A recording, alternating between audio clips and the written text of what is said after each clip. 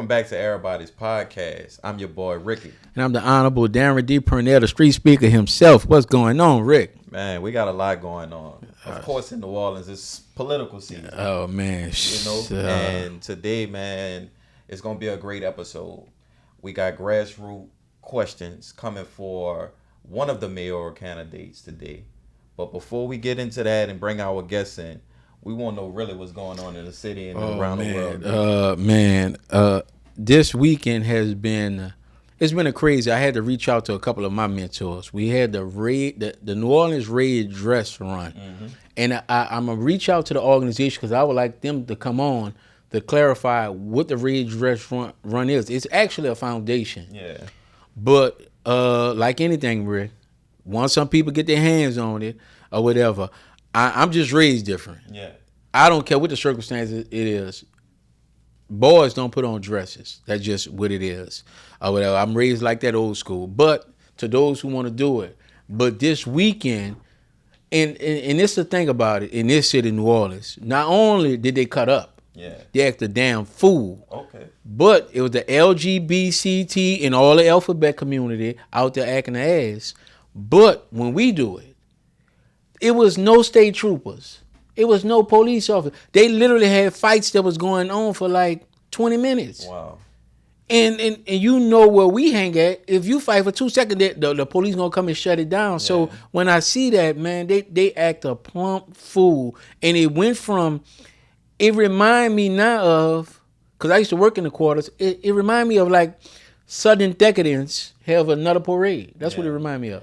So, I mean, I didn't see it. You know, I seen like clips of it, and I seen like some influencers talking about it on their pages, but I didn't see it. Well, yeah. But some of the stuff I did see, you know, they women was talking about their boys and their men husbands and stuff going out and putting on dresses. And they have a lady, she him and her old man and his friends so happily booked a boys trip this weekend. And that's what they was getting into. Yeah, but the picture showed them like 3 sexy models on there. She was like, "What's going on?" She sent them an inbox like, "What is this or whatever?" Well, I forgot to tell you, baby, we in New Orleans or whatever. So I would say it turned into an event that if your old man was out here this weekend, they was on their worst behavior for this weekend. He changed sides. What? That's what they saying. That's what they saying, Rick. Look, that's crazy, bro. I mean, you ever thought? Well, you said you haven't, but I wouldn't support something that I don't know about. And I see a lot of gray area with a lot of people talking about they don't understand what the organization is for. However, when black people got involved, they just went off this ideology, this concept of what it was. And they don't know what they really getting into. When you do register, you pay $100 and you're supposed to have a number. The problem is, when you seeing the fights and everything, there is no number attached to these people. So it's like they have the Crescent City Classic. You register, they give you a number. So while you out and about, you got your number on. Mm-hmm. I'm participating in a race. But I don't think a lot of these people participated in the function that it was supposed to be. I think they came out there for the opportunity to put the dress on. So you said they were fighting. I mean, you don't think their numbers got knocked off? Oh, man. Well, even the bystanders or whatever, when the camera, nobody had a number on. It was about, I got a chance to put a dress on, and I'm going to put a dress on, and then to the other ones that suspect, it's just for the cause. Yeah. And, you know, they'll just slide a dress on. Yeah. It's just for the cause or whatever. So that's what they had. The red dress, I think the intent is good, but like I said, I reached out to them and we'll try to get better clarity. And who better to reach out to them and have them come on the show and explain, you know, what's going on or whatever. Because if you want to grow whatever your foundation is in your run, you got to invite certain people out. And if it's a foundation, let's just say if you do got some heterosexual men that want to do it, if it's labeled as a gay event, then they're not going to want to do it. Right. So we'll get them in here and we'll get them to talk about it. And they'll see. That's good, just to bring clarity to the situation. Yeah, a lot of people are confused. It's like a hot topic, but this wasn't the first year that this event took place. No, it's been going on for a while now. Yeah, it's been going on for a while. Yeah. And we talked about this one time before on the show, Rick. We talk about when the T-App first came out, when it hit New Orleans. Yeah. And it hit, and it was exposing a lot of brothers on there. But when I read up on it, Rick, they say the intent was for a young lady that meet a man, put him up there, and if any suspect activity is going on with this man, if he's saying he's single but he's married, she might put on there, let's just say, I met this guy, he say he's not married, he say he don't have no kids. And somebody know he have kids or he married, it was intent to those two little blemishes, saying, girl, he was married, he got 2 kids, or he looked like a good choice for you, girl. Yeah. It was intent for that, but the intent went all the way left. And they started putting men up there on asking about them, saying bad things about them. So what happened is it's a nationwide, the T-page been hacked. It's been hacked. Hacked. Addresses and everything out there. So everybody who was on there now, and even the people that try to be nosy, some of our producer would know about that. Because some people went on there just to be nosy. And the consequences of in the army, they call it casualties by war or whatever. So, and that's what happened. So now all these people, information is hacked. Right? Well, I mean, they was hacking the men's live too. You know what I'm saying? Yeah. And for everybody on there, you get what you give. So I'm gonna ask you a question. Do you think that now that their page and their information has been hacked, the hackers about to act on fool? I think it should be some type of security measure around that. No, they say it went deep. It probably went deep, but however, the man that was put on there, I feel like they know the person who put them on there. And we wouldn't take it as much to the heart as the woman would take it. Yeah, but it's not so much as the people who on there. Mm-hmm. It's the information. That's just like me having Instagram when they ask you your name, your phone number, and this. Mm-hmm. That's the information that got hacked into. Yeah. So now it put somebody that just wanted to be nosy, somebody wanted to expose somebody. Now your personal life is exposed. Yeah, that's what I'm saying. I feel like men still don't care. Like our reputation is already predetermined by how society looks at us anyway. Right. So this app didn't really do much to harm them. Right. You get what I'm saying? That's how the world look at us anyway. Right. You know? However, I don't know, and this wasn't on the topic for the day. You heard about the Telegram app? Yes, I heard about that app too. And if correct me if I'm wrong, with that app, it's the young men releasing information about, or is anybody? It's anybody. I done seen female accounts on there, men accounts, and they actually having intercourse and all type of little stuff going on there. And they just passed a law about that, right? I don't know if they passed a law, but from what I heard, I know the Telegram app been out for a while. And they always saying, well, the feds come and get y'all. The feds come and get y'all. Yeah. And it's still, getting worse and worse. When you sharing, let's say if a 14-year-old, a nephew of ours, was having sex with a 14-year-old girl, the moment he shared that, that's pornography of a juvenile. Right. So that's what they mean by the feds are coming or whatever. So, and the young ladies, I don't care who the guy is, pictures of yourself in a provocative way is hard to get over. Remind you might be 14 now, but you got dreams of being a principal. You want to be a lawyer. You want to be a council person. You want to be successful. And during your interview, imagine you 20 years in now, you 34 now, and someone at the office find this video of you and pull it up. Now, it's damaging. It's that damaging. So to young ladies, it's easy for young men to get over a penis pic. Yeah, he can get over that. Mm-hmm. But it's hard when you having oral sex, and you could probably say, well, they was 14. It's hard to get over these videos, especially for women. It's a double-edged sword for me, D. And the reason I say that, it didn't stop Kim K. You know what I'm saying? And if we look at it, everybody's not Kim K. That's the problem here. See, Kim K, her life was gonna be good no matter what. Yeah. It's almost like I stay in Beverly Hills and I went from Beverly Hills, put a hill on top of that hill. Yeah. But when you never been in the hill and you trying to pull that off, it don't work the same way. Yeah, but she also, it made her become more admirable. Now, for the young ladies, I want to just clear that up. Right. Like, for young ladies, protect your image by all means. You know what I'm saying? But we all adults here, and adults do what the hell they want to do. You know what I'm saying? But I always had this thing with me, myself, Rick. I protected myself as a celebrity. Certain things, there is no pictures out there because I'm not going to send no female no picture of me like that out there. We are not pulling out no camera. Yeah. I always been like that. I feel like, to each their own. Yeah. I'm the same way. Yeah, but I still wouldn't look at a person just because of their sexual life. I feel like. But I'm asking you a question. Yeah. He been through a lot. He 20. Now he 39. Now he's up for a pastor at y'all church, and those videos come about. A pastor at the church? No, he did it when he was 20. He turned his life around now. Nah, those pictures of him licking ass is out, and he's running for pastor now. Yeah. Y'all pastor passed away. Nah, he up for election at your church. I feel like the man is still a human. He's not a nun. So no, but I'm asking. So hold on. And the Pope getting so hold on. So you'll still elect him to be the pastor? That man's sex life ain't got nothing to do with me. But the video's out there. That's what I'm trying to tell you. That's fine. But then I'm trying to tell you. Now you got the ass looking pastor as your pastor. Well, look, I'm pretty sure a lot of women gonna donate.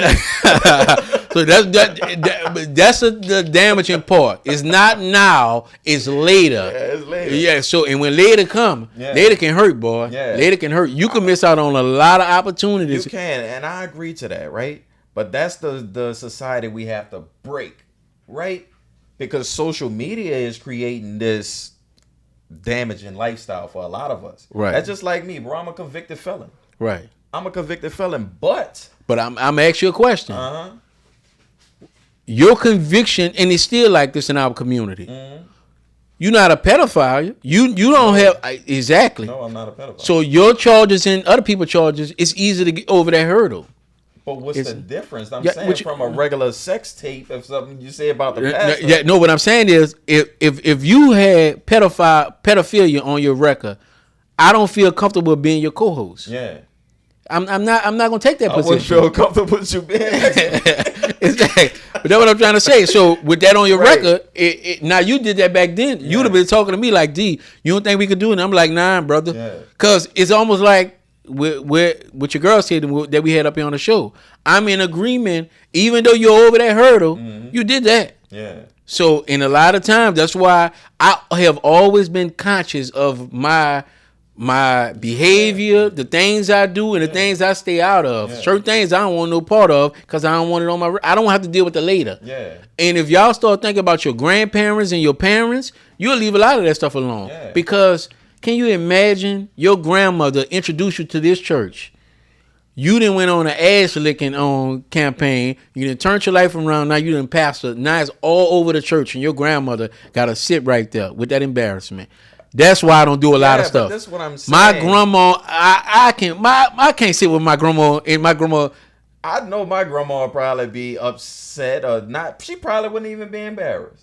She won't? She probably wouldn't, because it ain't her ass that was licking.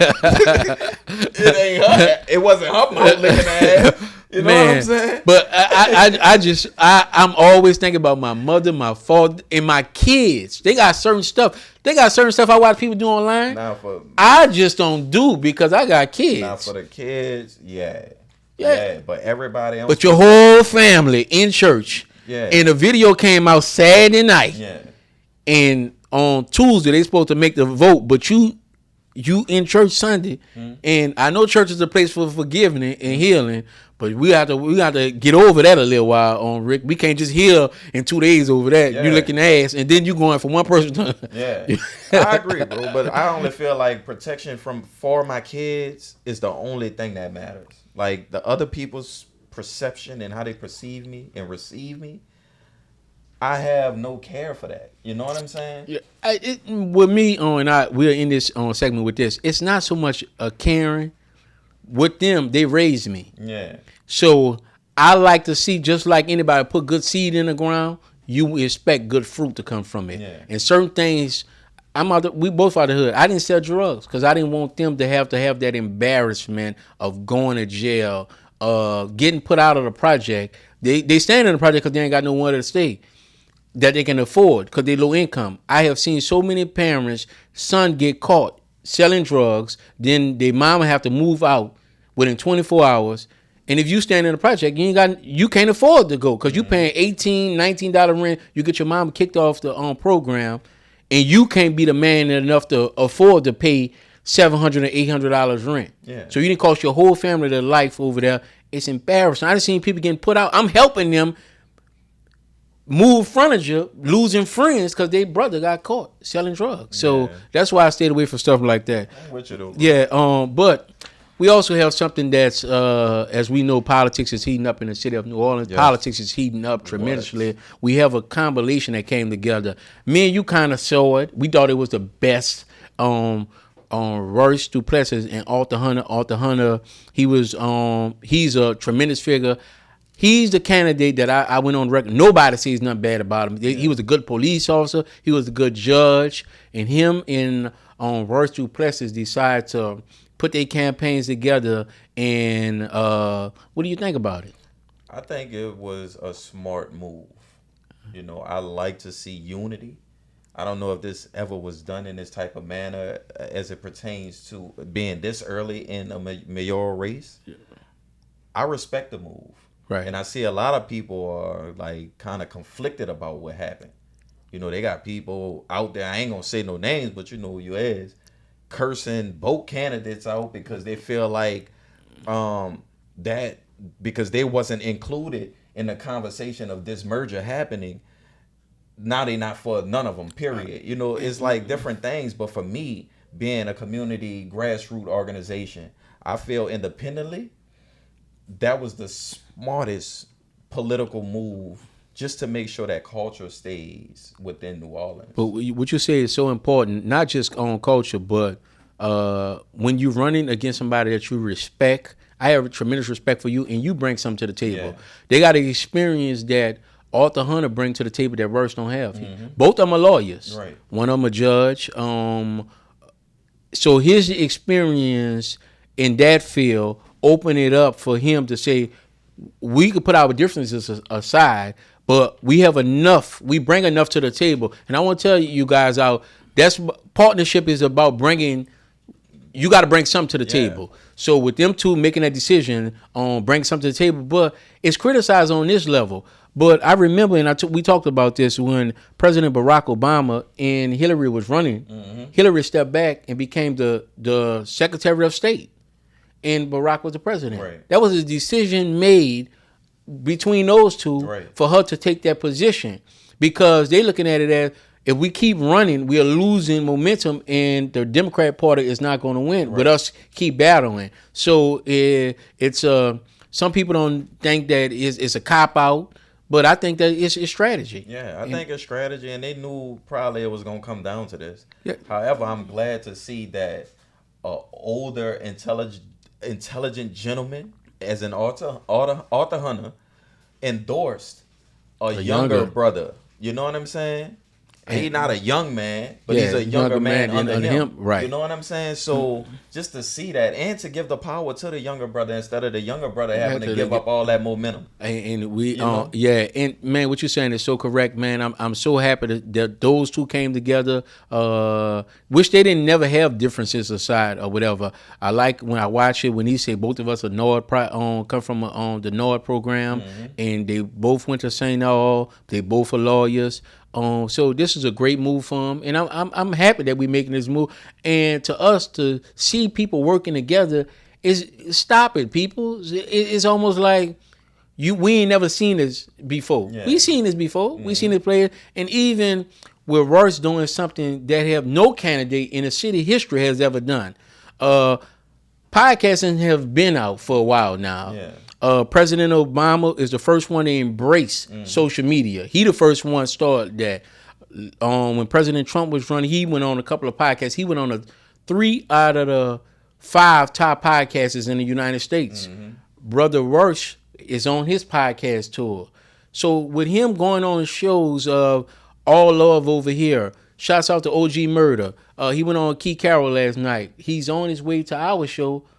Nobody one has done that before for small time people. Right. It was always a shun. Mm-hmm. But in a city, the same people that they're running up against, some of their supporters have a problem with him coming on to small people. What you think about that? I think it's a slap in the face because I must just mention a name, because this media, JD, we was posted, our little podcast was posted on this guy's page. We must be making noise. I mean, for what reason though? Right. You don't know what our podcast entitles. We don't deal with the mess. We just try to relate information to the generations under us, or we bridge gaps over here. That's what this podcast is about. It's not about mess. And I would say this to him, Reggie Art and JD. Reggie Art said this statement one time. If you're black and you saying that we should have a black mayor in a majority black city, you're stupid or you're foolish. This his statement. Every city that's around the New Orleans area is majority white, and they have white leadership. No one asked those questions to them, but those two the first questions they run and ask. And JD to say, I'm quoting him. He basically is saying that he called them basically uneducated, stupid, ghetto. He said he's going on these ghetto podcasts as if he said hood, and they broke boys, and basically is saying that because I don't live in a zip code where the money is at, my vote don't matter and my verse don't matter in the city. That's basically what you're saying. Yeah. So yeah, man. When I actually went and commented on his post that he deleted the whole post, probably for various reasons. But I told him, you need this cheerleading is going too far. So what you saying that the broke boys vote don't matter because money don't get a politician elected. It's the votes. And they have more broke people in this community than they have rich. And don't you got history with him? Yeah, I do. He actually he was a program coordinator a few years ago with our organization, the Level Up Campaign, where he came in to teach our young people journalism and storytelling through journalism. He only lasted 3 weeks. 3 weeks. It was supposed to be an 8-week program. So he shorted you 5. Yeah. I guess because that same community of people he couldn't really you only good with working with people that's across the tracks. That's not just across the tracks. I feel like only kids who are privileged, who want to get into the gaming society. Yeah. But these kids who was in the streets, who was referred to our program, he couldn't relate. He couldn't relate to those kids. Oh, you shorted us 5 weeks. Shame on you, JD. But and then these guys, it's nothing wrong with saying who you want to run for or who that's nothing wrong with that. Nobody's knocking you guys for that. But to step up in front of us and say, when I looked up and I seen our posts on there, he don't almost follow us. He don't follow us? That's why I was wondering how did he even find our post. It was literally just posted this morning. My grandmother said, boys, always more people watching you than you think. What? Somebody had to, why? Yeah. And if OG Murder, Key Carroll, all the show, the podcast, and I watch Royce on all of them, all love over here. Each one of us have a different type of setting, and Royce was bold enough to come in these settings. Each one of them have different settings, and why would you bash that? Yeah. But I wonder if his candidate would have did that. Would he say something about it? I don't know, but the question is, how much you getting paid, JD? And do Helena Moreno agree with the statement that he's saying? That's why I figured he took the post down too, because it's causing all type of controversy within her campaign. Right. You're supposed to be out there to help, to paint her in the best light, but posts and statements like that, it only shows a contradiction. Right. Yeah. So we would like to know, and Helena, the door is open for you. We sent over invitations. We welcome to have you on here also. But the first candidate that we do have that's running for mayor is the one and only, our senator, Mr. Royce Duplessis. Royce Duplessis. We're going to take a quick commercial break, and this episode is sponsored by EraBody's Coffee. Okay, welcome back to EraBody's podcast. And right now, as we promised y'all, we have the NOLA bred, NOLA raised, our Senator Royce Duplessis, who's also a mayoral candidate, who's going to be giving us the insides of his campaign and what his plans is when he becomes mayor of New Orleans. So, what we got going on today? What we got going on, brother? I'm just happy to be here with you, brothers. I appreciate all that y'all do, the way y'all show up in the community.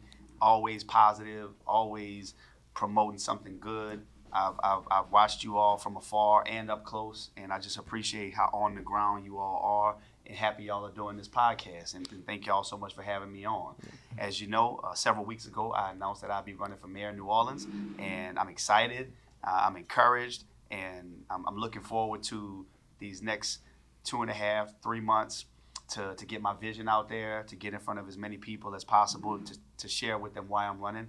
And thank y'all for giving me the opportunity to be here. Oh, most definitely. Yeah. So, I mean, too, before we get started, we want the people to know who is Royce Duplessis, outside of being Senator Duplessis, right, the future Mayor Duplessis, right? Who is Royce Duplessis? Well, look, I'm Hetty and Will's son. I'm Crystal's husband and Reese's dad. That's who I am. So nothing will ever change that. But I'm a product of this city, born and raised in New Orleans. Gentilly Woods and Pontchartrain Park is where I was raised.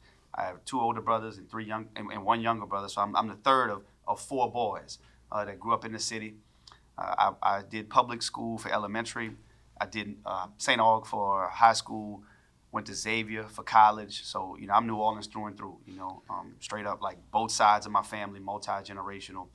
And I was so New Orleans that, like, after I finished undergrad, I was like, I got to get out of here for a little bit. So I went to Howard for law school, earned my law degree, and eventually came back home, practiced at a major law firm for a few years, worked at the Supreme Court for a few years doing criminal justice reform, was always involved in the community, just didn't really seek it out. It kind of sought me out, and have always believed in giving back. To whom much is given, much is required. So outside of trying to practice law and do those things to be with my family, I have been in the legislature for the past 7+ years, going on 8 years, and it's been the opportunity of a lifetime to serve my community in this way. But I'm not defined by my position. Like I said, I was Hetty and Will's son before I became a state senator, and for me, it's never been about titles. I just always wanted to make a difference. So I'm not a title chaser. I want to just make impact. And I believe at this particular time in our city, we need a different type of leadership. And that's the type of leader that I've always been. And that's the type of leadership I want to bring to the city, which is collaborative, which is about solutions and being innovative and thoughtful, and not being the guy who has to chase down headlines to say, I got the credit, but really it's about serving these people. So there was one little piece I left out, and then I'll be quiet for a second, which is in 2006, guys, right after Hurricane Katrina, I volunteered on the campaign for a guy who was running for New Orleans City Council, and he ran and was successful, and he asked me to be his chief of staff. I was 23 years old at the time and was never really involved in politics. My mom worked for the post office for her whole career. My dad was a teacher in the Orleans Parish school system for his whole career. For the people who don't know, who is this guy? Who? Yeah. This was former Councilman James Carter. He did one term on the city council for District C from 2006 to 2010, but he chose not to stay in elected office. But he hired me as his chief of staff, and that opened my eyes up to City Hall, how it works, what's good about it, what's not good about it, the impact you can have on serving people, addressing quality of life issues, listening to their concerns, and trying to solve those problems. And I feel like we're in a similar moment right now as a city in 2025, pretty much 20 years at the mark of Katrina, right, where we have to decide as a city who we're going to be. Right. We have to decide as a city who's going to write the story. Are we going to go forward, or are we going to go backwards? Are we going to get caught up in division and chaos, or are we going to get in the room and put people first?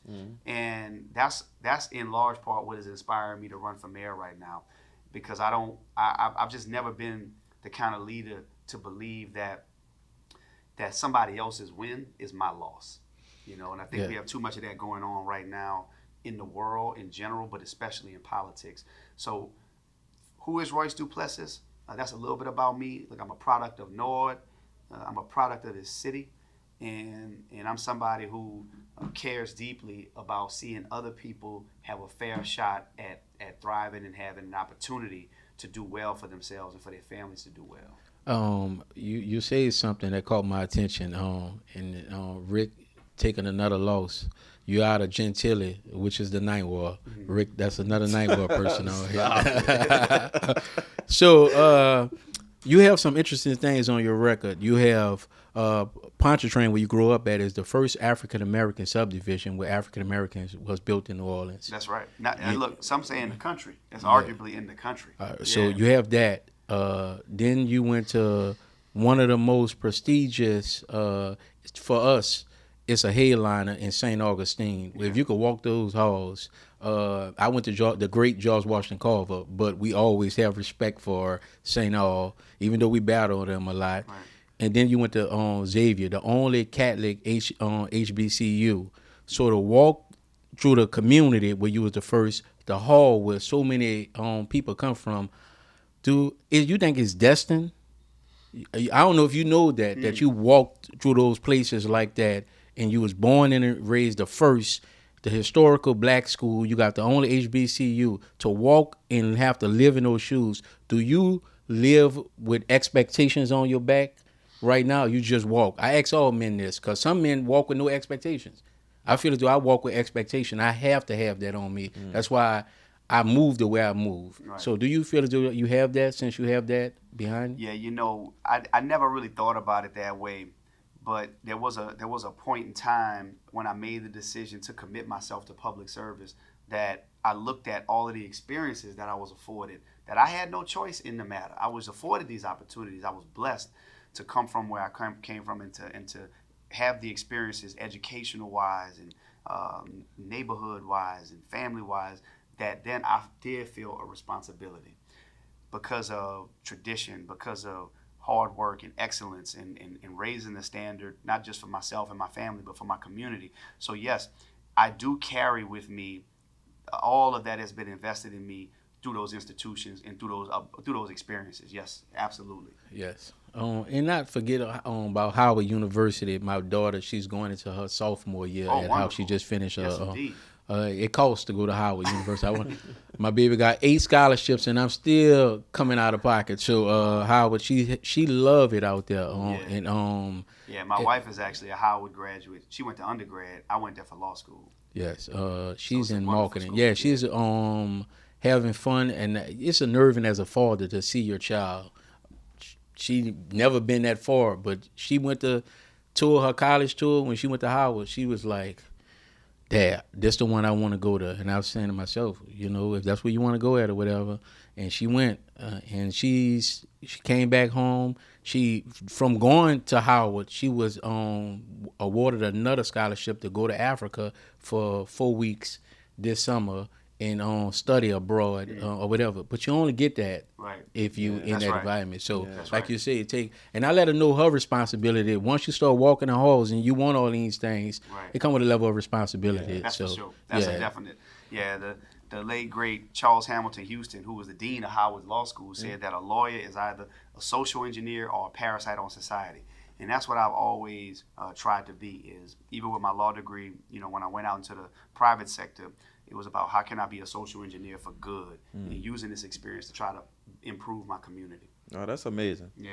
So you recently announced, well, you denounced that you would be stepping away from the campaign, from the mayoral campaign, and then you decided to jump back in. Right. Did you have like cold sweats that this is the space that you needed to be in? What was your true reason of stepping out then stepping back in? Was it a political tactic, or was it part of the marketing? What was that? No, it was no political tactic. It was no marketing. At that time in January, I had not announced that I was running for mayor. I was seriously considering running for mayor, and I had taken steps to assess the race and assess what it would take for me to run for mayor. But I had never officially decided and announced that I was going to run. What I did say in January was that I was not going to run at that time because the cost, not just financially, but on my family. I was going back into session in Baton Rouge. I had to weigh those priorities. I had to weigh all of those things. And it was a very difficult decision. If you read my statement, I cited all of the reasons, but the thing, I think if anybody read my statement, you can see how difficult of a decision it was for me. And it was never due to a lack of desire. It was when I was out there talking to people, we had this sense that people wanted change, and I knew that, and I felt like I was the best person for the job, but I had to weigh what it would do to me personally, what it would do to my family, how much would it cost financially. Yeah. And at the time, we just said, you know what, we're just not going to do it. But here's what happened. I focused on my work in Baton Rouge for 6 months. 6 months. Wasn't running. But over the course of that 6 months, what I couldn't escape were the people of this community who came to me. I just was minding my business. But I listened. And people all throughout this city, every corner of this city, expressed disappointment. They were not happy with their choices. They felt like people were trying to force feed their options to the city. People felt like there was this effort to coordinate, and that was clear, right? People were trying to say, well, you can't run because this person's going to win. And then when I sat back and I thought about it, I felt a responsibility that the city was being shortchanged. I felt like it was wrong for the city to not have a number of options to be able to choose from. Given all the problems that we've been having as a city, it was wrong for people's options to be limited. The race needs to be competitive. People need to be challenged. People need to be called out. The issues need to be front and center. And I personally was not satisfied. So you feel like without you injecting yourself or inserting yourself into the race, it would have been a one-sided race? That's what it was looking like. And I would say this. I heard you say something in one of your other podcast interviews. You said manufacturing. You say that's about the river, us building up the river, and what they have, the port is opening up. I always feel, because my favorite subject is history, when you look in the 1970s, that New Orleans airport was more efficient than Atlanta airport. We waited, and Atlanta surpassed us. So right now, you say bringing back those jobs right there will, just like Slidell got the Amazon thing, and even in Harahan, they got an Amazon on facility. Do you think that getting that river up or getting these high-paying jobs back to the city of New Orleans, and now ordinary people can afford to live in the same city that they have been raised in? Absolutely. And I'm glad you said it the way you said it. You talked about waiting and waiting and waiting. So the theme of my campaign is that New Orleans can't wait. Like, I could have waited. I could have sat in the Senate and just continued to, just do my thing up there. Right. But New Orleans couldn't wait. That's why I felt compelled to get in the race. We cannot wait for the type of leadership we need to help the port thrive. Now, the port is not sexy to a lot of people. Right? The port is not, this glamorous thing that a lot of people feel connected to. It feels kind of out of reach. Right. Even though it's right there. Right on the other side of the wall. Right on the river. But that is what the city of New Orleans was founded on. That river. Right?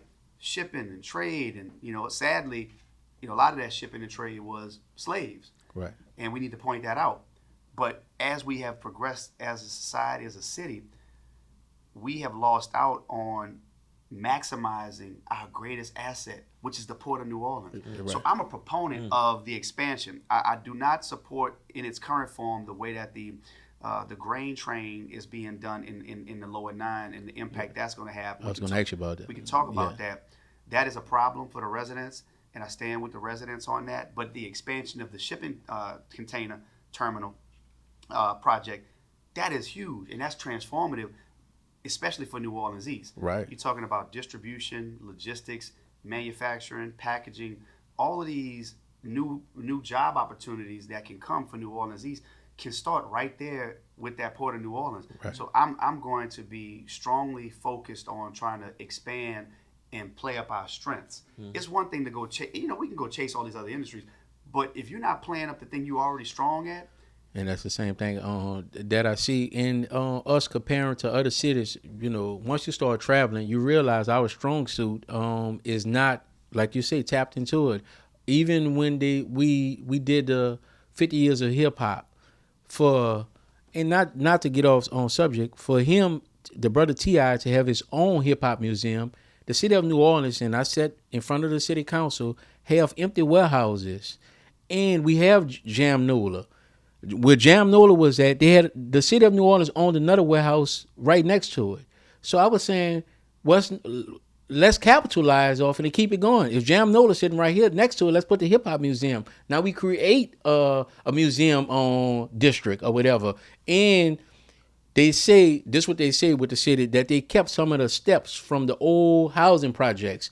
Now if we had a project museum, we created a way, something new for tourists to come in and see, because it gets to the point where if you're only making tourist dollars and the locals don't have nothing to do, then you're minimizing yourself when there is nothing for the locals. I mean, I love that standpoint, and everybody have their own opinion as to what they feel like they want to address as it pertains to the city moving forward.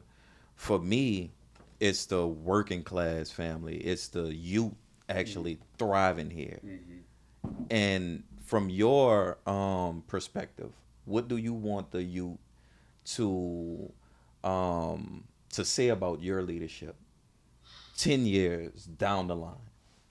I want the youth to say about my leadership that he cared, that he gave a damn, that his work and his policies, he listened to us, he centered us, he promoted us, he created opportunities for us. He helped us develop a sense of self-confidence, which is really what these young people need. Mm-hmm. You know, before I went into elected office, I was a mentor with the Silverback Society for like 7 years. But I've always been involved in trying to help young people because I was a young person before. Mm-hmm. I was just fortunate. I was lucky, you know, that I had certain things in place that kept me on the right track. But for the young people, what they want and what they need is education, recreation, and some job opportunities to put some money in their pocket. Right. And I want these young people in this city to look at my legacy. If I'm fortunate enough to be able to lead this city, is for them to say he created and invested in programs that made an impact in their lives, that they can actually point to say he made an impact in their lives.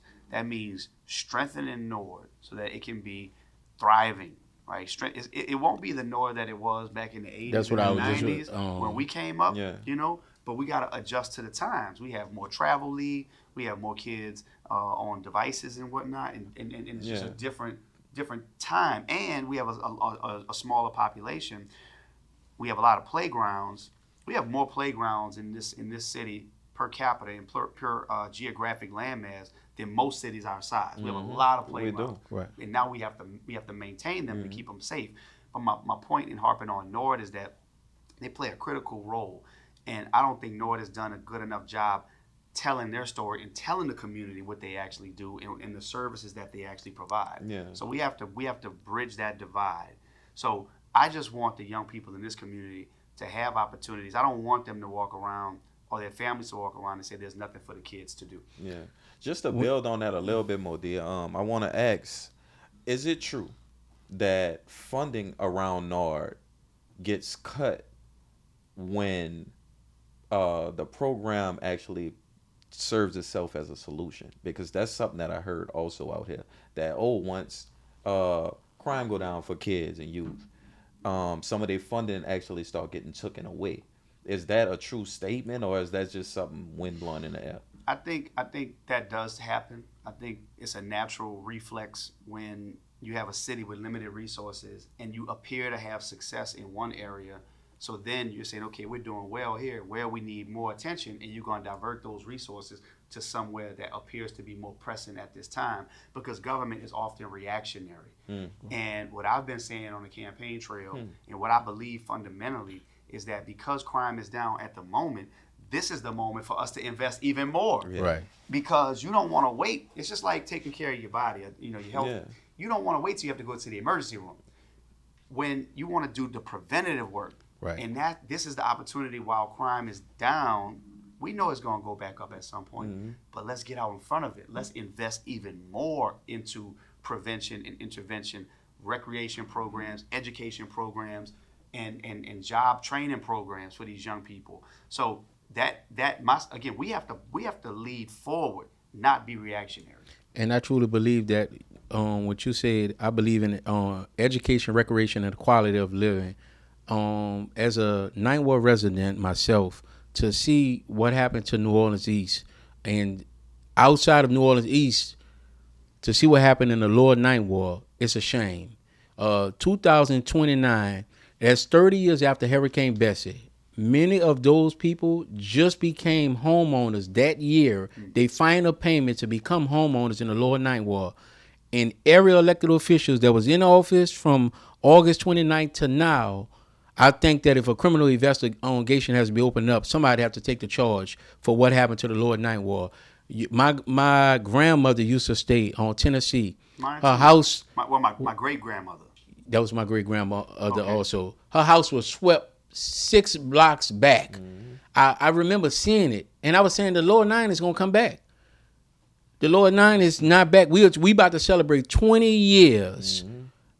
You see empty lot after empty lot after empty lot after empty lot, and you're saying to myself, who cares? Yeah. The money came. We can't deny. But what heartbreaking is, I have a warehouse on Chermet. Where you see a house, you see empty lot cut, another house. They don't have the same blight problem that we have, and we're not as they're not as big as us. Right. Whatever policy Chermet has, I've been asking whatever mayor, we can drive. I'll drive you to Chermet and let's pull up their policy and see what they have on vacant the blighted on property in vacant land. So you don't see it on overgrown lots over there, Shelby. Man, when I tell you everything cut, they must be so strict on it. If it's not cut, I don't know what they take it or the city cut it and they charge you for it, but that's not a blight problem over there. They got empty lots, but they don't have a blight problem. And in our community, man, you driving some of these neighborhoods. I was driving the other day in the east, the Goose, and you couldn't make a right turn because the grass and it had ties and everything. And then you say to yourself that, yes, we do cleanups. Yes, they happen. How to prevent this? This is a neglect by the owner. But we don't have the it's like when you talk to leaders in the city, no one wants to hold the owner of this property accountable for this. This cannot be. You can't have. I'm not interested if it's a house there, but it should be a nice, clean lot. At least cut down or whatever. How do we clean up the city? Because the city is a mess. It is. We have to. So for me, as mayor, as your mayor, what I want to do is focus on the basics: cleanliness, safety, and efficiency. Efficiency means City Hall has to work. If you are a business owner or you an individual, a citizen, you walk into City Hall, you need a permit, or you need to get some questions answered about a bill in the tax in the revenue department, you should be able to get those questions answered efficiently and not feel like you're a burden to anybody, right? So we have to change the culture, and we have to lead with a sense of urgency. We have to get in there, do an audit of the budget, find out where we're wasting money. And we have to also cross-train our employees at City Hall so they understand what the left hand and the right hand is doing. Yeah. Right. Because too often, if you're on the right hand, you don't even want to know what the left hand is doing. And it shouldn't be that way because that creates inefficiency. And so in 2025, we have to embrace new systems, new technology to get these systems working. I think that is at the heart of the inefficiency at City Hall. We have some issues related to civil service that need to be updated. We have to update our civil service system to make it more in line with today's work culture, to give mid-level managers, and department heads the ability to get the kind of employees that they need on staff to do the job and to do the work. And that goes back to the issue that you were talking about around blight reduction, getting grass cut, getting lots cut. Now, it's always going to be an issue of resources. But to me, I think that there's some workforce opportunities as well, right? There's people trying to get back to work. You can't tell me we can't find anybody to cut grass. You can't tell me that. But, so if we have brothers returning home, want to start a business, you know, who know how to get on a bush hog and get out there and cut some of these lots. That's a win-win. And we have to find creative ways to put these guys to work, or gals, whoever wants to do it, who want to start a business, go out here and make sure these lots are maintained. And if they're not maintained, these property owners have to be held accountable. Yes. And I would say that the solution that I offer up is even better. They have so many people out there with so many traffic tickets. On a Saturday. Community service.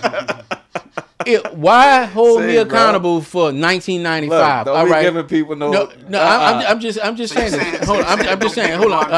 I'm saying this. Let's work. Let's shit it. It's 1996. You 2025. We pull up the record. You got $1,500 in tickets. You don't have $1,500, but some kind of way you've been living in New Orleans and got away with owing this money to the city of New Orleans. Let me get an 8-hour workday out you. So if you took 30. The city equipment out there with training with the pick up the loose trash or whatever. You let the city worker, instead of having all city workers out there, you have the one that know how to drive the lawnmowers. That's the liability one. He's on the clock. Mm-hmm. But everyone that's picking up the trash and everything that's around because you can't just go over a lot because they might have trash in there. Once you run over it, now you got trash everywhere. So to get them to assist in this, I think it's big key. Now you knock down a bill that you particularly have. But you no longer have the warrant out. If you get pulled over right now, I like that. But why I feel like you calling me out? No, I'm just saying. Oh, so I'm just saying. Look, Rick. You get pulled over right now. You know how long it take an officer to get you to jail for a traffic violation? Yeah. That's an hour. That's off the street. Right. We knock out all these things. And New Orleans did something. I don't know if the mayor had something to do with the other city council, but they did this thing where they was helping people get their driver's license unsuspended. And it was in Joe Brown Park. Man, I think a beautiful program because the tickets go so far back that you're not going to get the money. Just amnesty. We'll clear it out. Just get it because the backlog is not even worth it. You'll never collect it. Yes, and we can identify certain parts in the city that really need the knockout cleanup. Right.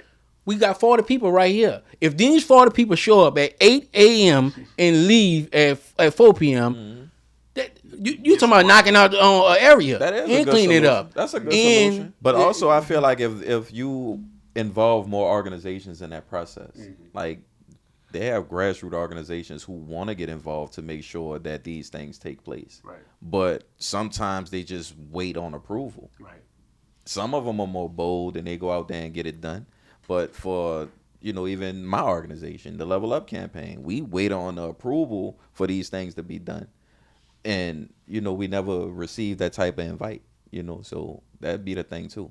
If we can't get the person who violated for tickets and stuff involved, it's still a way to get the organizations involved and make them feel important. Definitely. I think those are great ideas.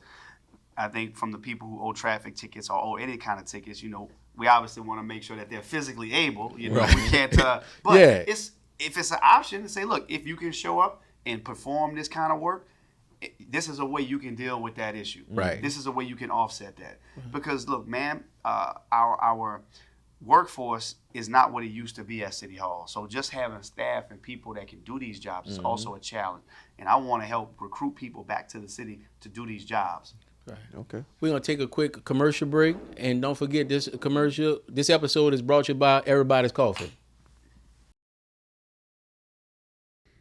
Okay, welcome back. So it's a big controversy out like right now. I'm from the East Bank, but I've been in Algiers now for 15 years, so I think I'm labeled an Algerian. Mm-hmm. And on a serious note, it's like people have been talking about you and your involvement with raising the energy and sewage and water board bills for the residents there. Can you elaborate a little bit more on, what's that about and your involvement in it? Well, I think on a basic level, what it's about is politics. I've been elected now for 7+ years. You never heard this before. You only started hearing this until I became a candidate for mayor. So that should speak to something right there. Secondly, is number one, in these internet times and in this digital world, the level of misinformation that's out there is pretty wild. The way that people spread lies and spread misinformation. It's kind of crazy when you're trying to rebut something. It's like you don't even want to dignify it with a response because it doesn't even make sense. Mm-hmm. So but I'm happy to talk about it because I do understand that if somebody with an agenda puts misinformation out there and you don't address it, it could leave people to believe it. So of course, because that was one of my things. To be honest with you, I'm like, Royce overall cool, Senator Royce Duplessis overall cool guy. Right. But like this kind of rubbed me the wrong way. I don't know. Again, you saying that the information is misleading. Well, let me clear it up for you. So first and foremost, some people took some information and tried to patchwork the information to suggest that I was involved in raising energy rates, which is crazy. I was an attorney advisor to the city council years ago, right? This was maybe around 2014, 2015. I was a junior associate with a law firm that we did all kind of work on. Yes, we did advise the city council on different issues, but we didn't make the decision for the city council. Okay, the city council made the certain decisions. So to try to attribute any raising of energy rates to a junior associate at a law firm when it's the city council who ultimately made those decisions is absurd. And I actually need to go back and check the record to confirm whether or not all of that even took place while I was there. I haven't even gone back and fully looked at the record, but what that is that's people with an agenda who are trying to find anything they can to say, okay, this guy he's this or he's that. Why would I be a part of trying to make the people pay more in New Orleans as though we don't pay those, I don't pay those rates? That doesn't even make sense. Yeah, because we got, on my house, we got 2 light bills, 2 water bills.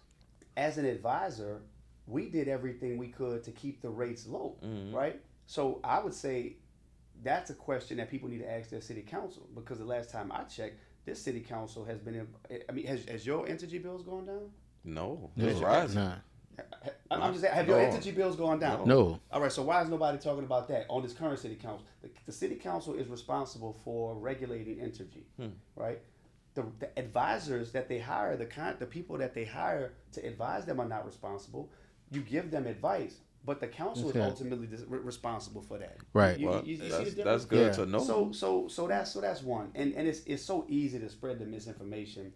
So let's just get that situated and squared away. We did incredible work advising the city council and saved this city millions of dollars, hundreds of millions of dollars during my time and beyond.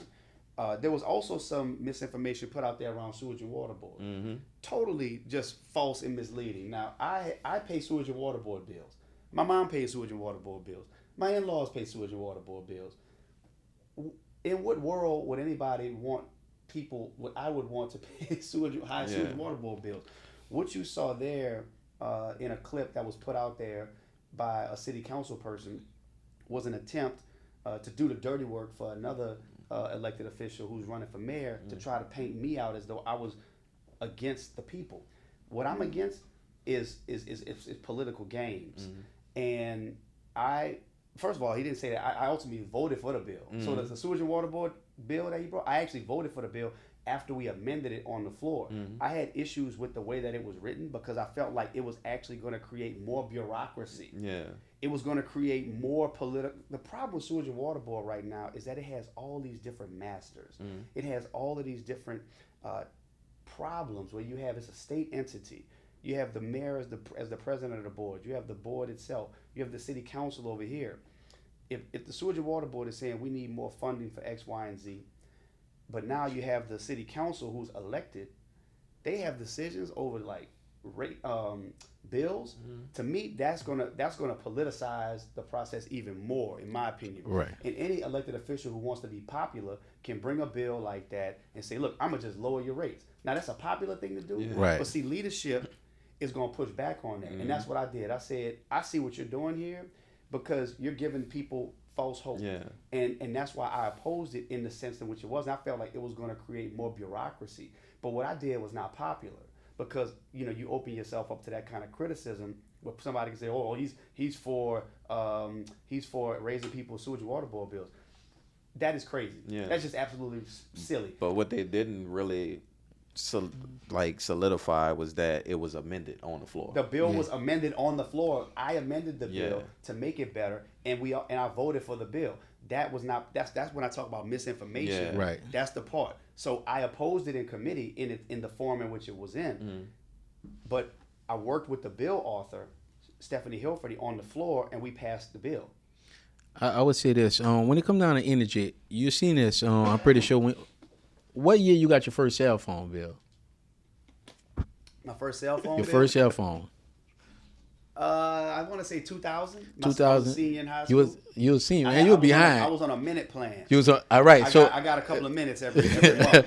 Yeah. So we all remember the 500 minutes, and then after 6 o'clock.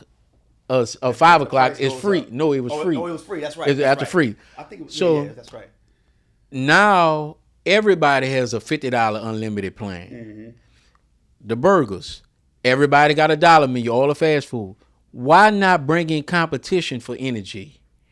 And when competition comes in, I heard you say that nobody did a study on it, but competition they gotta drive it down or whatever. That's why all of us pay a $50 to $60 unlimited plan now, because one company went to it and then all of it or whatever. Yeah. So even 24 hours, McDonald's wasn't always 24 hours. Rally Start, all of them 24 hours now. They got extended hours. They all got a $5 menu. They all, because competition. Right. So if we bring competition in here, and I do business in Texas, you literally got an app in Texas that you can say, I need power for 8 hours, and wow, so many different companies. The insurance company with cars, so many. I mean, my first car was a 92 Grand Am. First car, making $515, Rick, 40 hours a week. I brought that car. My insurance was $179 for liability. That's all I needed. Yeah. I got to Texas. My car got messed up. I got to Texas and got a 2004 Impala. And I was paying $79 for full coverage. But when I pulled up insurance, they had like 30 companies. Yeah. So it automatically drives it down. Why not bring more competition in? So the theory is a correct theory. That competition automatically will reduce rates and what we pay. And look, I'm not opposed to it. Let me be clear. All right. If we can make it work, let's make it work. I've seen instances, and we'll take the insurance example. At the state level, they promote deregulation. Our insurance commissioner, and I'm using this just as an example of how sometimes you don't always see rates go down just because it's a free market. We have to ask ourselves as a city, if we're going to let go of regulation altogether, then we're going to let go of regulation altogether. Let the market do what it does, but you're not guaranteed the rates go down. And that's it. So it's you're handing over to your regulatory authority with the hope that rates are going to go down. Right. And again, this is something that falls squarely under the jurisdiction of the city council. So the city charter says that the council is responsible for three things: the budget, number one; land use and zoning, number two; and third is regulation of energy. So that's a question we have to ask as a city. It's a common sense question, and it's one that I'm willing to explore. And if we can make it work, where it's going to be an opportunity for people to pay lower rates, then let's roll it. Because and not to say, remember when New Orleans only had Cox for a long time? It used to just be Cox growing up, and now we all get regulation because they got Cox, AT&T. I can shop around. I ain't really got to put up with this or whatever. Correct. So I think that exploring it or whatever, get one of those big companies and see can they make energy, put some pressure on them. I agree. Yeah, I totally agree to that. Also want to dive into some of your associations, which a lot of us have concerns about. One being Jeff Landry, another one being Mayor Cantrell, right, and some of these other influential people and politicians that don't sit well with us. Right. We want to know, where do those relationships lie? Hold on, right before you answer that question, I want to add to even, do you believe that just because Jeff Landry is the way he is, we still got to go to work? So you got that mindset, I still got to pack my bag and go to work and still got to get work done. Yeah, absolutely. So I feel like people speaking about the kickbacks, knowing that he was mega whatever riding with Trump, And, I was for Trump too. You know what I'm saying? So I'm not saying that, but some of the things just don't sit right with New Orleanians, Louisianians, period. Well, let me tell you, I wasn't with Trump. Mm-hmm. I wasn't with Jeff Landry. I'm not with Trump, and I'm not with Jeff Landry. So this whole idea of associations is, in my opinion, part of the problem. I'm glad you raised that question. It's like if you work at a job, let's say you work at a construction site, or you work at an accounting firm, or you work at Walmart, name a place. Do you agree with all of the people you have to work with that you go to show up and work with? But you got a job. You got to go to work. You got a job to do. Yeah. You got to move this cargo or whatever it is your job is. You say, I'm not going to move that because I don't like him or her. It's crazy. Yeah. It's really crazy. So it's like it's so ridiculous that folks are trying to use that angle to come at me. How can I serve my district? Answer me the question. How can I serve my district if I can't call the governor's office when it's time to get things done? You know who has to sign every bill? The governor. You know who has line item veto authority over every item that's in the budget? The governor. How can I do my job as a state senator if I can't pick up the phone and call the governor? What people won't tell you, and maybe I need to give y'all some material because I know that, in this day and age, people literally believe anything they hear online, is that I've been the biggest opponent to the governor in the state senate. There's nobody who has fought the governor more than me. So I just need people to just know a little more, and maybe it's my fault for not saying these things or responding to silly things when they get said.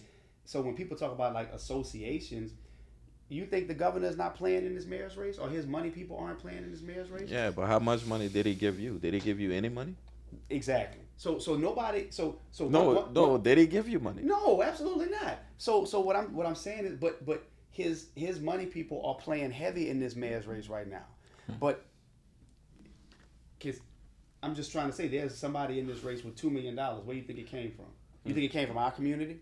So this whole idea of like me being close to the governor, what I've done is, I'm not afraid. I'm not afraid of somebody saying that I could sit in a room with the governor. I'll go anywhere to serve my community. I'll go on any podcast to say what I have to say. And see, when you're not afraid to do that, people will try to twist you. And that's why I think we need new leadership in this city. Because when you have leadership that will take a photograph and try to say, oh, he was at Essence with the mayor, or, when people try to use that kind of stuff, like, you can't have real leadership. Yeah. That's why I'm frustrated and disappointed with the current leadership at City Hall, because we have a council and a mayor that can't work together, and the people are suffering as a result. Now, people say when I say that it's divisive, I'm not picking sides. I'm just saying in general. You got to go to work. We have to go to work. Yeah. It's not about us. It's about the people that we serve. The community, exactly. So I want somebody to give me an example or show me how, in a super conservative legislature, how I can effectively serve my constituents without at least having a working relationship. Yeah. I don't hang out with these people. I don't. I mean, if the governor wants me to come and talk about an issue around insurance on a podcast, like I said, I'll go, because that's helping further serve. But show me where I voted with the governor. Show me where I voted against my district. You know what I'm saying? Yeah. And like on the governor, I want to share this with y'all, and that's why I want you all understand. The governor had a tax package. We had a tax session about a year or so ago. His most important bill was this big tax reform bill. This big old tax reform. It was his number one bill. They have 39 senators in the Senate. The vote was 38 yes, 1 no. You know who the 1 no was? Royce Duplessis. Right? I was the only one to vote against the governor's Senate. So, and it's funny to me that the same people that's trying to, behind the scenes, they paying podcasters and doing all this stuff to say bad things about me, or these internet people to say these things, the same people that are doing this, they have a closer relationship with the governor than I do. That's crazy. And it's crazy. It's just the truth. And I got the evidence to show you. And when they say guilt by association, I tell people this all the time. I don't even know how you define association. I say this. I know Morris Burke number, 504-525-8000. I have took a picture with Morris Burke before. Okay. And I have his email. Right. can you bring me up to court and say that I have a relationship? I don't know him like exactly. that. So when they take pictures of you, right, bro, but you don't even know me and you got a picture together. Me and you is at Tulane and Broad. I remember. That was at the exoneration day. The exoneration day. We didn't know each. We just so happened to be standing, two guys in a suit. Yeah. So in this world, so now me and him, we stuck at the hip. See, we agree on everything. Right? Everything he do, I co-sign because we took. And it's sad that that's where we are, but that's the times we're in. Yeah. But you see, that type of stuff don't scare me, because my record is what it is, and I'm. People know my record, and we're gonna clear it up. And I appreciate y'all giving me an opportunity to talk to those things a little bit. Yeah. So I do have another question. There was some talk about you moving around to different podcasts, the Hood podcast, the Street podcast, Hood Rats, moving with the Broke Boys. Wow. As it pertains to, is that one of these podcasts? I guess we was on the list. We was on the list. Yeah, we was on the list. But I'm honored. I'm honored to be here. Yeah, man. My question around that would be, why this podcast in specific? To be more specific, because I want to cover us. Yeah. Why us? Yeah. Why is it important to come to podcasts that's smaller, who are broke? Like literally, I want to know, why does that matter to you? Absolutely. So first and foremost, we understand the game. For anybody that would say anything about what you all are doing or what any other podcaster is doing, that's the world we live in now. We live in this is a form of communication. So it's campaign season, and as a campaigner, my job is to get my message out there, and my job is to connect with the people so they can know what I'm about. One of the things we often get attacked for, I wouldn't say attacked, but one of the things we often get hit with is, we don't know what y'all doing. We don't see you. You don't tell us what's going on. So it's like, okay, which one is it? Do I have to come and talk about what I'm doing? I have to come and say my vision. I have to come and let people know, hey, I'm Royce Duplessis. I'm running, and I this is what I believe in, and I hope that you will identify with what I'm doing and maybe support me. Hopefully you will support me. So these platforms are a way for me to do that, right? And I'm grateful for it. That's what I'm saying. So I don't really pay attention to that like foolish noise out there. Because how is this any different than going on a radio or getting a billboard or going to a church or going to a neighborhood meeting? It's no different as far as I'm concerned. You have to reach people, and I'm here to meet people wherever they are. Like I said, I will show up wherever. I show up on your front porch if you want me to, if you let me, because that's how I feel about it. But the trend has been set. You're gonna see. And we're going to mark this day down. We're going to see so many elected officials that's running for office, statewide, citywide, locally.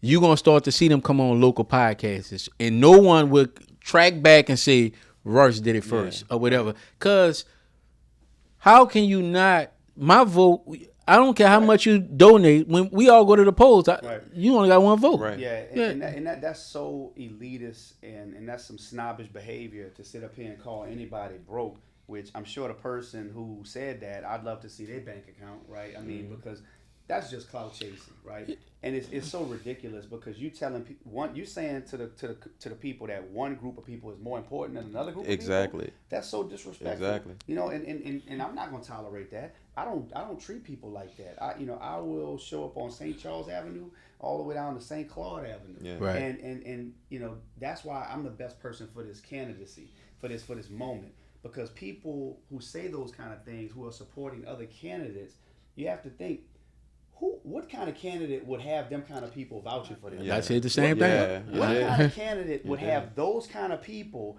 advocating for them? You really need to ask yourself that question. Not only did he pull it down, but I asked the question and I sent it out there. Do you believe in the statement that he made for the candidate, which is Elena Moreno, that he wear a shirt and represent, got a sign? Do you represent that statement that he just said? Right. But you have made in the last week, you did a collaboration. Me and Rick talk about when Rick already had this podcast. I came on as a guest, and me and Rick sat down, and collaborated together on doing the podcast and taking it to the next level.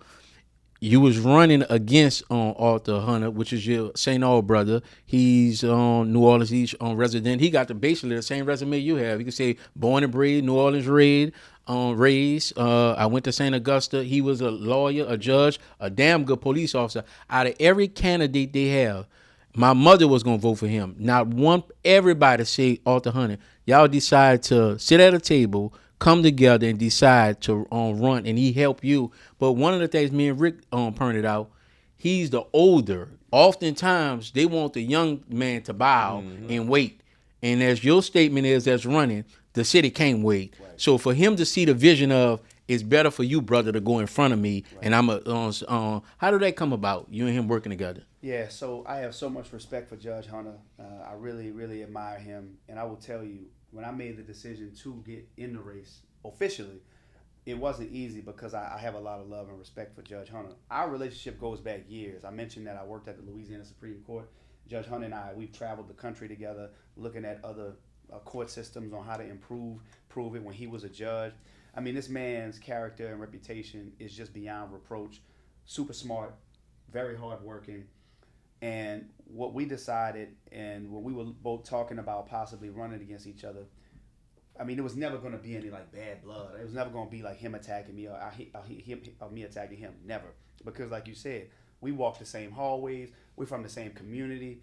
You know, his type of voter is a lot of, in many ways, my type of voter.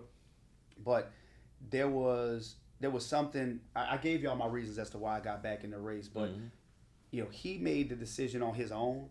I never once came to Judge Hunter and say, hey, you know, I never did that because I have too much respect for him. The deal was, if he would have made it to the runoff, I more likely than not would have supported him. No, I would have supported him. Right. Not more likely than not, I would have supported him. And I believe that had he stayed in the race and I got to the runoff, I believe that he would have supported me. But he made the decision on his own terms. He has shared his reasons for making that decision. And all I can say is that I am grateful that he would choose to put his name behind me. And I don't take that lightly. Right. I don't take that for granted. You know why? Because it's not just him. It's your mother, your grandmother who was going to vote for him. Right. All of those people who I don't automatically assume are going to automatically vote for me. Now, I hope I can earn their support. Right. But I know I have to go out there and work for it. Mm-hmm. All right. And y'all two coming together, me and Rick was like, man, now it's the wisdom, if they didn't think you have it, right. The wisdom or whatever, you just certified it and put it behind you. Right. And when you could see the brotherhood, you guys coming up, I don't see why that this should not be a bigger push or whatever to make sure that this happened. Because we do know from hearing you and seeing you doing the work that your plan has been out there, you have stated it, and Arthur Hunter now behind you. Man, this is... it's super validation in a lot of ways, and it means a lot to me. So we have more detailed plans that's coming, that's going to be rolling out in the coming days around how we're going to execute the vision. But, you know, for those who have concerns about, I guess, my youth, I don't feel like I'm that young. I'm not that old. We're young. Yeah, you're not that old. I'm definitely not that old. Yeah. But I will have wise people around me. I will have senior people around me. And that's what leadership is. It's about surrounding yourself with people who are smarter than you. Mm-hmm. Look, I'm not the smartest guy in the room. I'm not at the bottom of the class. Let me say that. But at the same time, I will surround myself with great, talented people. And it just speaks to Judge Hunter's character that he saw the bigger vision and was willing to get behind me. I don't think you've ever seen this before. This is like history. Yeah, he said the same thing. Yeah. So, and what we need right now is unity, right? We need more unity. We really do, because I want him by my side everywhere we go as an advisor to help me solve these problems that we have to solve. So, like I said last night at our meet and greet, before we got rudely interrupted, was that it's like you're getting a 2-for-1.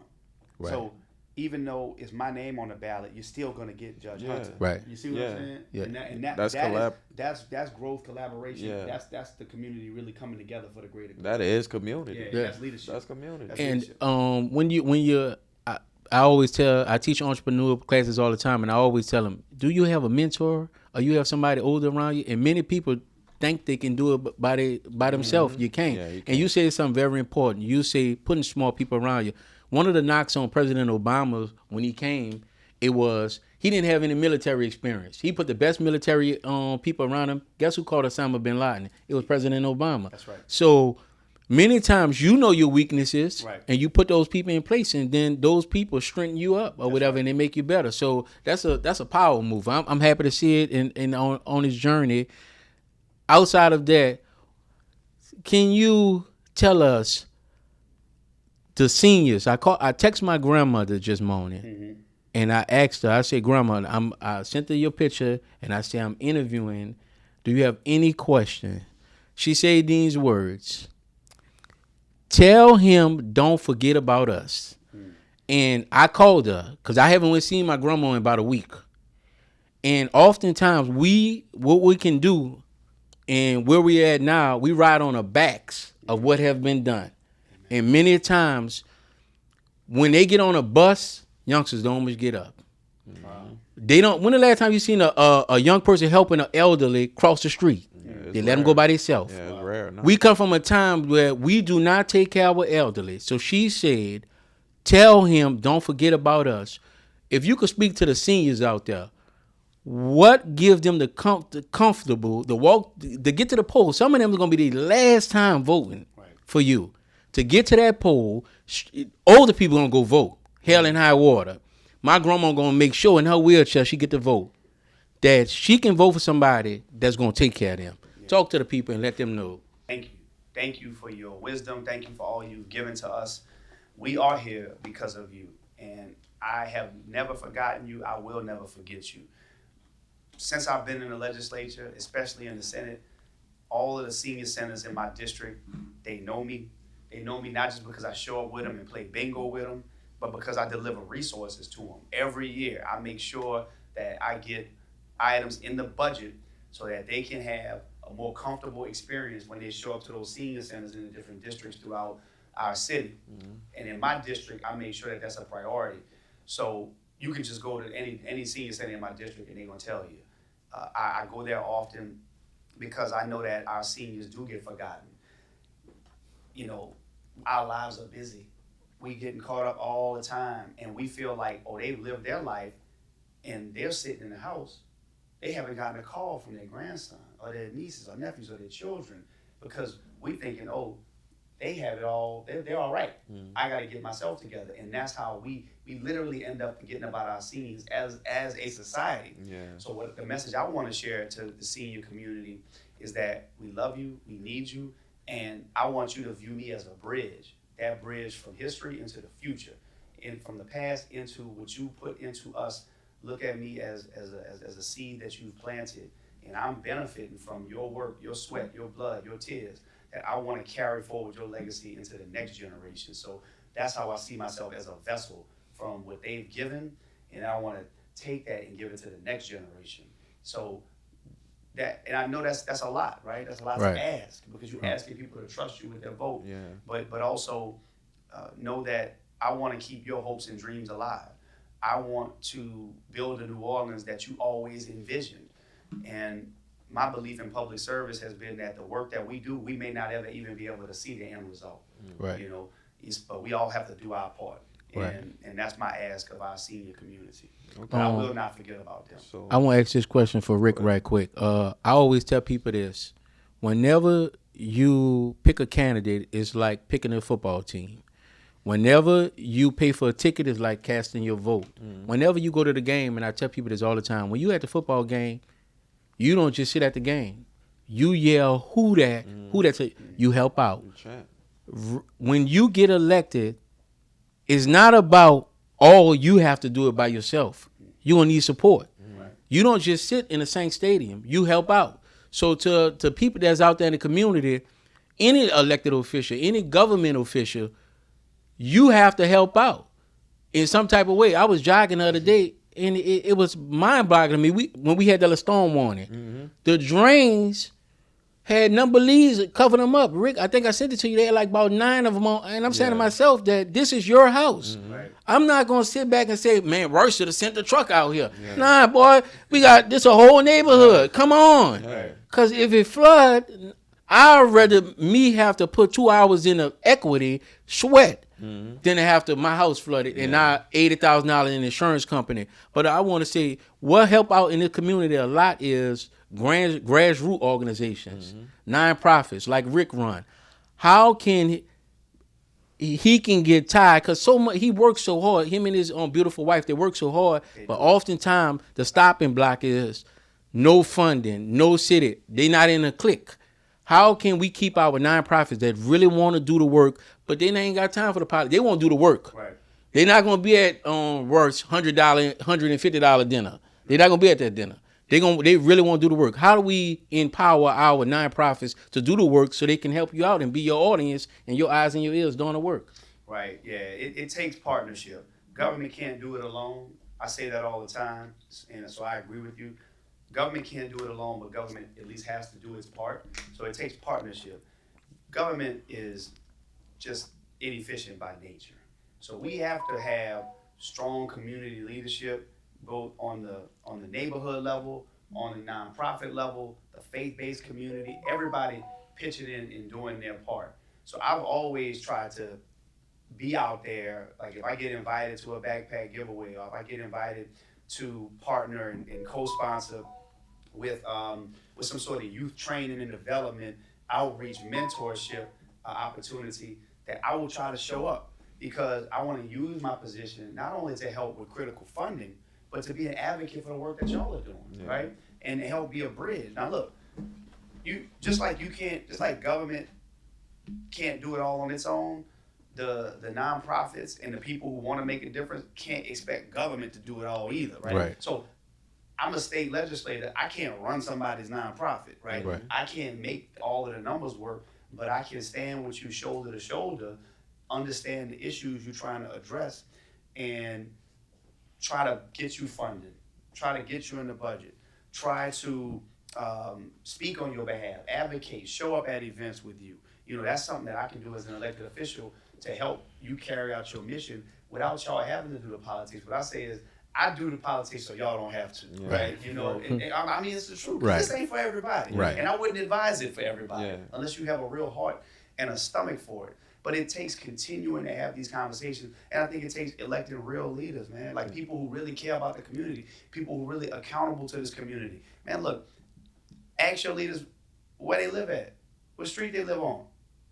Ask these people running for mayor where they live at. Y'all asked that question yet? No. But you know, you can't. What street you live on? Well, I can tell you, I don't live. Well, look, I'm not getting into that. I mean, but thank you for addressing that. You want people that's proximate to the issue. I got you. You want people that's close to the issues, that understand your issues, because no elected official is going to understand all the issues, and if they present themselves in that way, then to me, I think that's real suspect. You want people who are close to the issues, who are willing to work shoulder to shoulder with you, make time to understand what you're working on, because in many cases, and I know a little bit about your story, I know that you are very passionate about the work that you're doing. You've been out here. I've been seeing you work. I've been seeing you and the wife work. And I think it's about connecting with leaders, not just elected leaders, but business leaders too, who are really serious about making change and making a difference. And I'm not in the clique. And before we get too far into it too, I appreciate you for, kind of relating a message to us, but we still want to be general, like we're a fair organization, and I know it's more organizations besides mine. Correct. That's doing the work. But they don't get the credit. They don't get the credit. They don't get the recognition. The money goes to look, you know what I'm saying? And I support right? But I also, in fact, I live right next door to you. Because I live right in Central City off Aretha and Martin Luther King. I mean, that's right where I live. Right off Martin Luther King. I don't live on Audubon Boulevard. Okay? But my point is that I support but I also support a bunch of other organizations everywhere I can. And I'm going to support your organization. And I'm going to support your organization. And I want to help. I want to help anybody that's doing good work. I appreciate it. Absolutely. So look, that leads us into the third and final segment of the show, which is Do You Remember?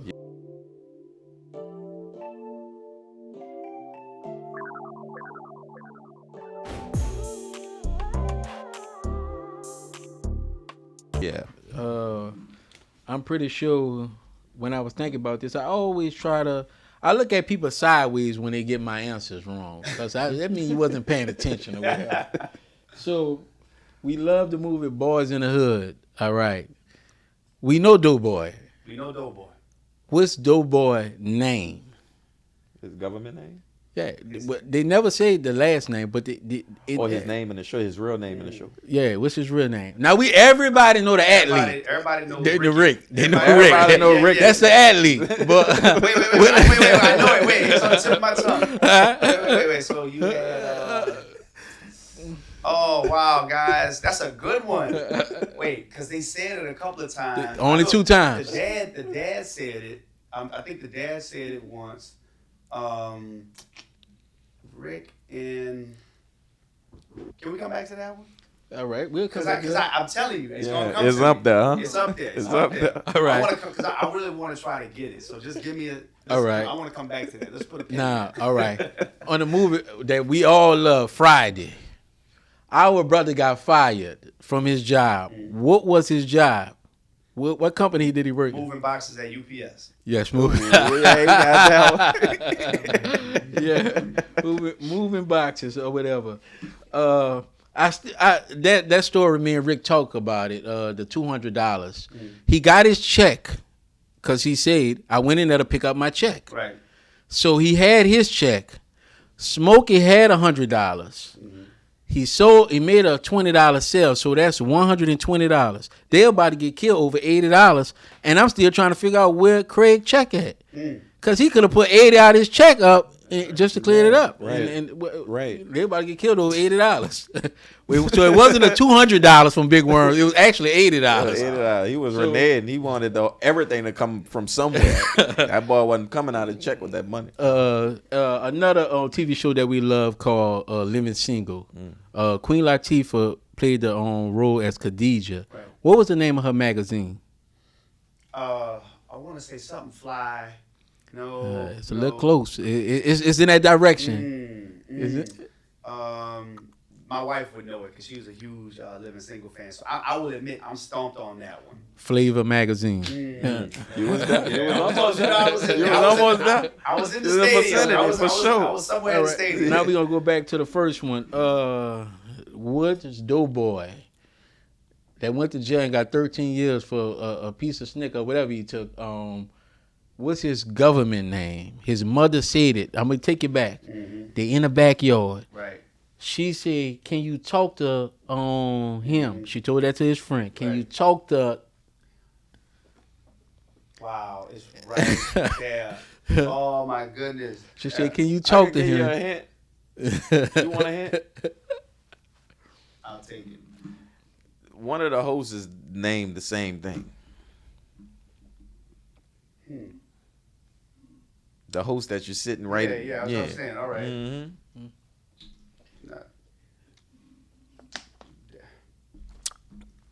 You, Darren. He was close. It was Darren. I heard him saying, duh.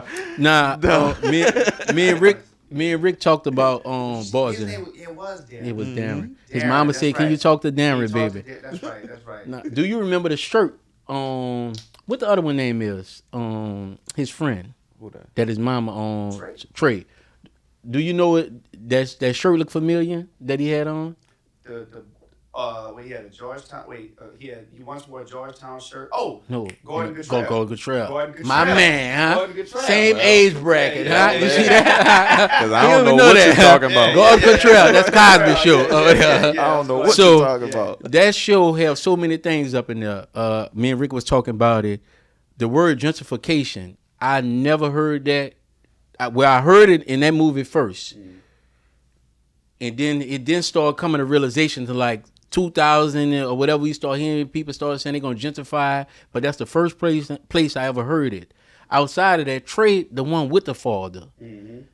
And his father on that fishing trip, he only took his son. He could have, many people say, I'm so happy our neighbor, he used to take us because my mama didn't have a vehicle. They say he could have put 2 more kids back there and took them or whatever. They were just going fishing, but he was the only father on the block. Yeah.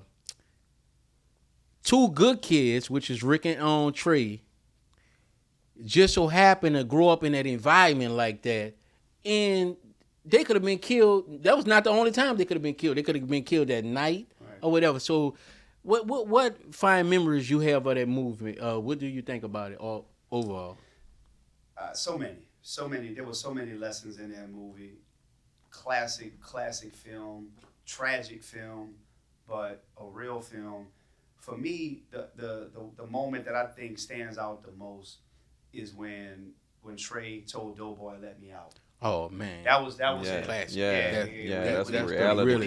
When he said, "Let me out," because let me out. When you think about that moment and how many brothers and sisters and just people in general allowed that heat of passion to overcome them, and they just didn't have the restraint or the ability to exercise that conflict resolution. I wouldn't even say conflict resolution, but just that restraint to say, "Let me out." Right? That was the moment, and that applies to so many things in life. And what you were saying, the next day he came talk to him. He didn't look down on him because he knew that wasn't the type of person he was. Absolutely. So to be accepted that. But I give y'all, you and him both or something, on the movie House Party. Do you remember the kid that was pouring the Kool-Aid? Mm-hmm. Yeah, that was the same. That was the same kid. Trey, who played Trey. Mm-hmm. He's Peanut. Yeah, Peanut. How much sugar you gonna put in that Peanut? The whole thing of sugar in the So most people don't know that Trey played the. Going over my head. This man here, I'm gonna stop doing. Do you can remember what you? I'm gonna take over. Yeah, I like that. Yeah, that sounds good. Man, so we happy to have you on, man. Tell our viewers where they can find you at, how they can help in the election. Absolutely. Go ahead. First of all, I just want to encourage everybody to vote. We have a very important election coming up. The election date is October 11th, but don't wait until October 11th. Early vote. That starts actually September 27th. We are not very far from this election that I believe is going to change the trajectory of our city. We can choose to maintain the status quo, which is what we have right now, or we can move in a new direction. I'm going to tell anybody that's watching this to check your sources. Make sure that whoever's putting information out about other candidates, ask yourself, is this accurate information, or are they working on behalf of other candidates? You're going to see a lot of misinformation out there over the course of this campaign. But if you want to follow me and hear directly from me, my Instagram is Royce_Duplessis. I don't know that there are too many other Royce Duplessis out there, but follow me, hear what I have to say, sign up for information on my website, RoyceDuplessis.com. You can get emails. We're going to do everything we can to show up so we can inform you. You'll be seeing me likely on other podcasts. So the reason is because I want you to know who I am. I want you to know why I'm running. But most importantly, understand the power that you have in your vote. If you don't vote, you're giving it away. You're letting somebody else decide your future and your community's future.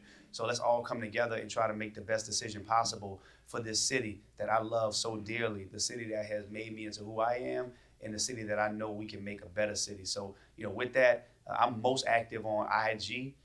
I guess I need to probably be a little bit more active, and I'll be clearing up the mess. But most importantly, I want to leave this city with a vision for a safer, cleaner, more efficient New Orleans for our seniors and for our children. So I just appreciate y'all having me on. Yeah, I appreciate the work that y'all do, brother. Thank you. And y'all look good, man. I got to step my suit game up, man. You know we had to get it right. You know we had to get it right.